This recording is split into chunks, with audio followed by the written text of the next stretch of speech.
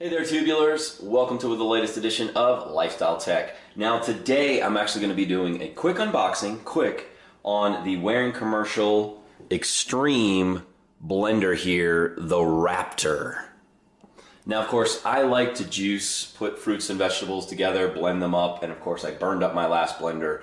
So I decided on the Waring Commercial line here, and comparing Vitamix and Blendtec, I think for the most part, you can't really go wrong if you go with a Blendtec, Vitamix, or Waring. Now I have to use that. Now I just went ahead and I haven't opened the box, but I went ahead and pulled the tape off the box.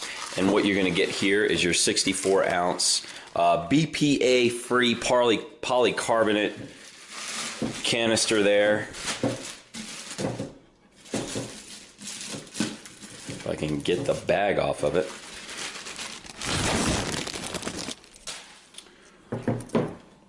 Alright, so it's a really big, well, I'll say really big. It's 64 ounces here, and as you can see, you've got your measurements here on the side if you want to do milliliters versus going ounce, depending on where you live or what you follow.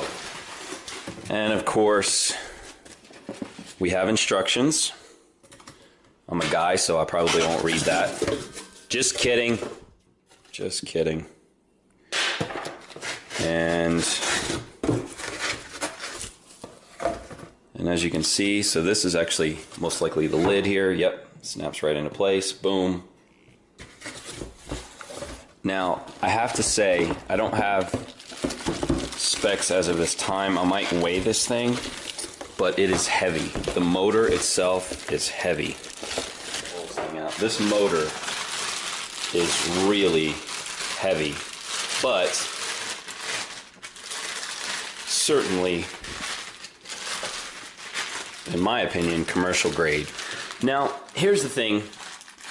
If you've looked at the Blendtec line, I think one of the things that they feature is sort of an auto feature where you get the opportunity to just kind of set it and forget it. So set it up for 20 seconds or 30-second blend or 40-second blend. You can kind of walk away. You come back and your juice is ready.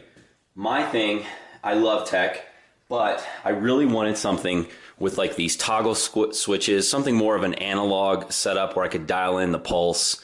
And I don't know, for me, I just felt like I was going to get a little bit more longevity out of that, but don't let that deter you away from a Blendtec. For me personally, I think it did.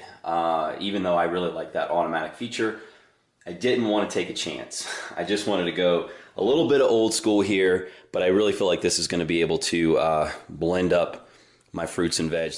Alright, tubulars, so we're going to give this Waring commercial grade MX1200XTX, the Raptor, a little spin, no pun intended. This is a blender and a juicer. We, of course, have this pretty industrial motor over here. Dial it up to 10. No need for 11 on this thing because it's going to chew whatever we put in here. This copolyester 64-ounce BPA-free container. The blades, as you can see, I'm going to put all the tech specs below, and then of course underneath this, pretty much all one piece here, and metal, which I really like. There's no plastic, of course this is, but underneath, no way. Now, of course, we're going to go ahead and fit this on the base here. I'm going to use a coconut water based medium, or to kind of start us off. I'm going to put about 8 ounces in here. Actually, you know what I should do? Let me turn that around so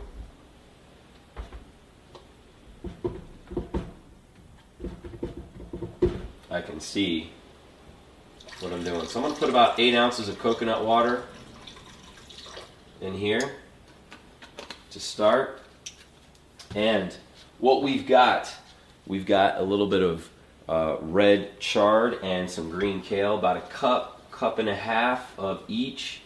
And I'm also going to be placing some green apple in there. Now what I did is I went ahead and at least quartered the green apple just so that I could fit it in this container. And I've got some carrot, and I just cut that in half just so, like I said, I can just fit it in the container. And a couple strawberries. Oh, and here's the thing, for those raw food folks out there, if you want to make soups in this, well, you don't have to be on a raw food diet to make soups. However, This at 3.5 peak horsepower, this sucker is going to heat the food up a little bit. I mean, not like steaming hot, but what you're going to want to do if you're juicing, you need to throw in a little bit of ice, because again, this sucker is going to move and you don't want to drink warm juice. Or maybe you do. Alright, so we're going to go ahead and fit this lid on here. Now what I'm going to do, I'm going to go ahead and start the blender at about 4 or 5 and then crank her up to 10. I'll of course leave this running. You can hear how loud it is, and you know, kind of, I don't think you'll get the full picture, but something like this can certainly have a little bit of oomph, and with that oomph, noise. Alright, so we're going to go ahead and turn it on. Again, we got about, I'm going to put it at about 4.5, and then I'm going to crank it up to about 10. Hopefully this should be blended in about, let's say 40-45 seconds or so.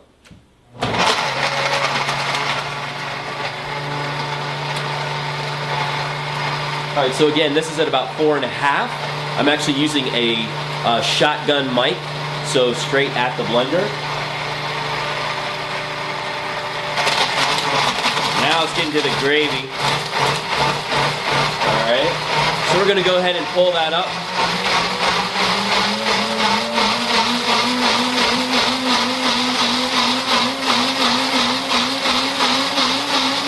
I'm at about 8.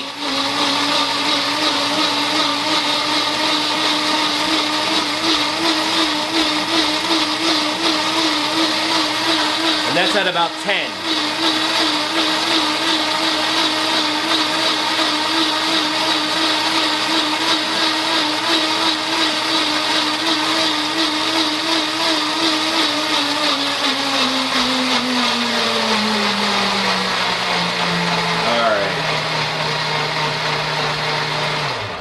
Alright, now dial that down. Now let's see what this pour is like. I'll tell you, with some of the blenders out there, I'm not talking maybe like Vitamix or Blendtec or some of the higher end ones like the Waring, but with some of those blenders, you kind of get a really chunky, gritty taste, especially when you're using dark leafy greens with stems and stalks, and of course if I just threw an apple in there with seeds. But I will say that is quite a smooth pour right there. So thumbs up so far, at least on the pour on this particular setup. And I don't know if you can really see the details. Nice and green and smooth. I don't feel like I actually have to chew it. So I was having an issue before with my previous blender where it just wasn't getting it, and I would sit there and blend for like minutes, and of course probably just destroy the food, heat it up and everything, and literally I still would pour it out. Chunks would come out, chunks of ice would come out, and I felt like I just had to chew the juice. And so I don't feel that way with this particular setup. So again, thumbs up on this particular device. Just picked it up, and great blender. I think it's a great piece of tech. I wanted something that's going to last because it is an investment. So invest in your tech, invest in your health, and I think it'll carry you a long way. Anyway, thanks for watching, and stay tuned for the next iteration here on YouTube of Lifestyle Tech.